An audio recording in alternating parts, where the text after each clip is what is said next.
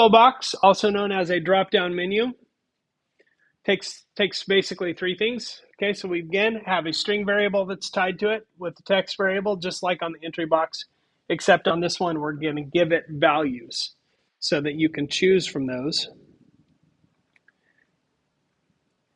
And I'm just going to copy and paste this text to speed up our little process here a little bit.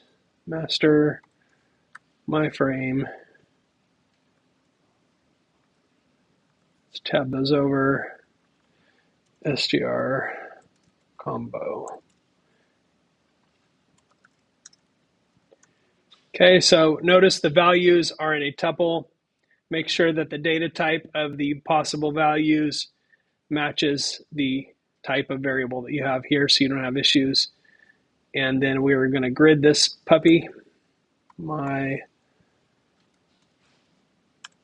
What is it called? It's just called country. I should stick to it. My combo, so I don't confuse myself. Okay, so we run that, and there's our box with our choices in it. Pretty easy. It is a little bit work intensive to go through and create all the widgets, but once you get the hang of it, it's not too bad.